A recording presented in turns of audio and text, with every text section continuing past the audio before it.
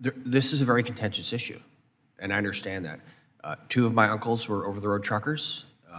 One of them didn't notice the 11-foot sign on a bridge, so he was no longer a over-the-road trucker. So maybe our family wasn't the best over-the-road truckers, but dang it, we were there. And I appreciate this industry. These are good jobs.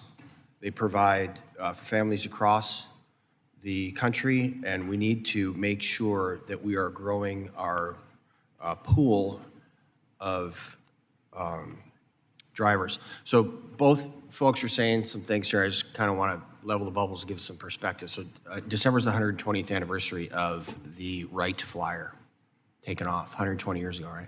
So if you took the Wright Flyer and stuck it on a runway next to an F-35, you would see a difference.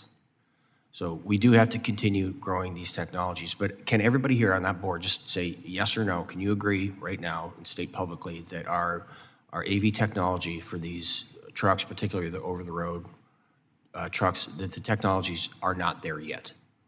Like, we cannot completely rely on these now to move our goods around the country. Can you agree to that? Is it yes or no? Today, we're not ready to rely on it completely, no. Good.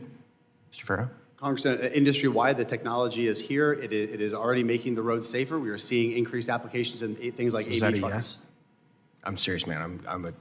Is that a Technology is here and is being applied in different ways across the country. yes? Okay, so I'm going to give you a maybe. Mr. Spear? Not yet, but it will be. Very well. Ma'am? Yes. Mr. Chase? Okay. All right, check me out. Mr. Spear, I'm going to hit you again on this because I want to echo Mr. Van Drew's concerns. 72.5% of our domestic goods are being transported by trucks. In the future, looking down the road, what percentage of these trucks do you think would be autonomous? Oh, wow, that's a really good question. Yeah. I don't think we have good data yet for it in terms of what, it would really depend on our ability to have a federal framework. I understand. You're going to see regional operations, you're going to see lanes being run between Texas and California where that's optimal, but in terms of expanding it to all 50 states, that's going to take time. So it's a tough one to gauge right now. I'd love to have a federal framework so that we could grow this nationally and deal with those problems. I would say, Mr. Spear, with that in mind, I would caution you to say that you'd look anybody in the eye and say they're not going to lose their job, because you cannot answer what percentage of these vehicles are going to be autonomous. You just can't. You just said it. So let's kind of, that's your reputation you're talking about, not mine. And so let me ask you this other question. How long can the United States of America, how long can we sustain ourselves if a significant portion of our trucking stopped in a millisecond? Not more than a week. Not more than a week. Okay, so these are things that we cannot trifle with, Mr. Spear. JBS got hacked. It's 1/4 of our ability to cut meat in the United States. You remember that? People were wondering where their pork chop was. It was rotting the carcass in a field in Iowa, because that was a cyber issue. And Ms. Chase, I completely appreciate what you're saying. And Mr. Spear, you're getting briefed by guys on the cyber stuff. The DOD gets hacked all the time. The CIA got hacked. The FBI gets hacked. So I don't trust that. I do not.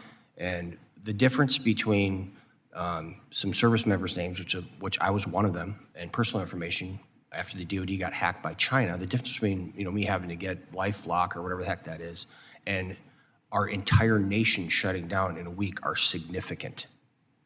So until we are able to secure these systems and these vehicles, I don't have confidence enough to get these on the road across the board. And I want everyone to remember,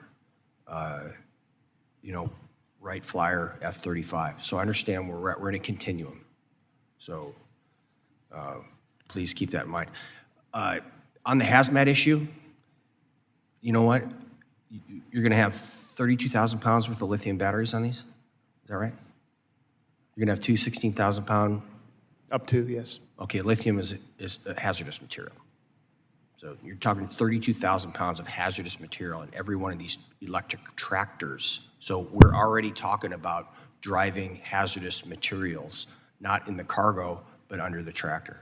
Okay, so let's not forget that either. And lithium is a class Delta fire. When it catches on fire, it'll burn through other metals. So we got to work on that.